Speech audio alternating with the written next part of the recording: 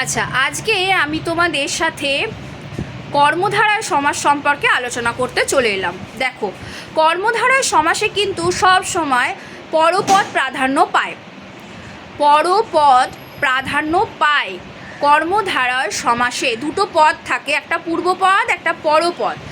যে সমাসে বিশেষণ ভাবাপন্ন পদের সাথে বিশেষ্য ভাবাপন্ন পদ যুক্ত হয় তাকে বলা হয় সমাস। ঠিক আছে?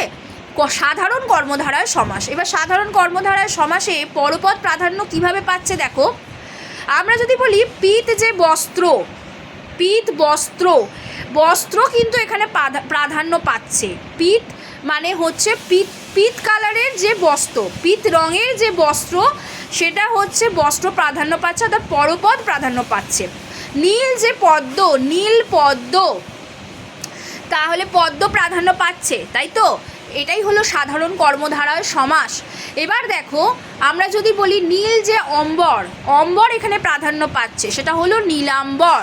এটা হলো সাধারণ কর্মধারায় সমাস। সব সময় মনে রাখবে, কর্মধারায় সমাসে কিন্তু বিশেষ্য ভাবাসম্পন্ন বিশেষণের সঙ্গে বিশেষ্য, এখানে যে পিত যে বস্ত্র বলছি, প্রথমে বিশেষণ থাকছে। পিত হচ্ছে কেমন, গুণ বোঝাচ্ছে, বস্ত্রটার গুণ বোঝাচ্ছে, মানে কি রং সেটা বোঝাচ্ছে। তাহলে নীলও হতে পারে, পিত বলা হচ্ছে। তাহলে পিত রঙের হচ্ছে, পিত অর্থে এখানে হলুদ। ঠিক আছে? হলুদ বস্ত্র, আমরা পিত বস্ত্র বলছি, ভালো শব্দ, হলুদের হলো পিত। তো পিত হচ্ছে এখানে বিশেষণ। তাহলে প্রথমে বিশেষণ এখানে প্রাধান্য পাচ্ছে না, প্রাধান্য পাচ্ছে এখানে কর্মধারায় সমাসে পরপদ, অর্থাৎ বস্ত্র। এবার দেখো নীল পদ্ম, নীল পদ্ম, সাদা পদ্ম, লাল পদ্ম, এরকম তো পদ্ম আছে। আমরা যদি বলি নীল যে পদ্ম, সেক্ষেত্রে পদ্ম প্রাধান্য পাচ্ছে। এবার তার গুণ বোঝাচ্ছে, বিশেষণ পদটা আগে আছে, নীল যে পদ্ম। সাধারণ কর্মধারায় সমাস সবসময় পরপদ প্রাধান্য পাবে। এবার সাধারণ কর্মধারায় সমাসের সাথে মধ্যপদলোপী কর্মধারায় সমাসটা কি বলো তো?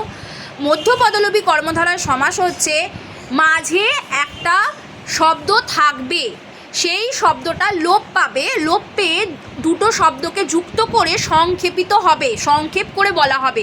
সমাস শব্দের অর্থই হলো সংক্ষেপ। ঠিক আছে?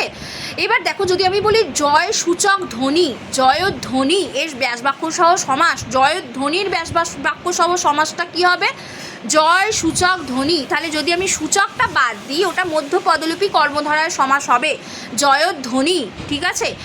স্মৃতি রক্ষার্থে সৌধ, স্মৃতি রক্ষা করার জন্যই তো সৌধটা করা হয়, মানে বুঝে তারপর সমাস করবে। স্মৃতি রক্ষা করার জন্যই, যেমন ধরো তাজমহল, স্মৃতি রক্ষা করার হেতুই তো ওই তাজমহলটা তৈরি করা হয়েছিল, মমতাজের জন্য শাহজাহান তৈরি করেছিলেন। যাই হোক, স্মৃতি যে কোনো সৌধই স্মৃতি রক্ষার্থে সৌধ, যে সৌধ, তাহলে স্মৃতি সৌধ, তাহলে রক্ষার্থেটা আমি তুলে দিলাম। সাধারণ মধ্যপদলোপী কর্মধারায় সমাস। আশা করি বোঝাতে পেরেছি।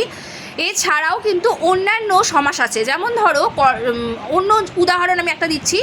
সিংহ চিহ্নিত আসন, সিংহাসন, নাম কেন সিংহাসন হয়েছে? ম্যাম প্রশ্ন আসতেই পারে, ম্যাম সিংহাসনে সিংহ যুক্ত আছে, তাহলে সিংহ চিহ্নিত আসন, যে আসন তাকে সিংহাসন বলে। সিংহ চিহ্নিত আসন, সিংহাসন। মধ্যপদলোপী কর্মধারায় সমাস, মধ্যপদলোপী কর্মধারায় সমাস। কর্মধারায় সমাসে কিন্তু সব সময় পরপদ প্রাধান্য পাবে। আশা করি তোমাদের বোঝাতে পেরেছি কর্মধারায় সমাস।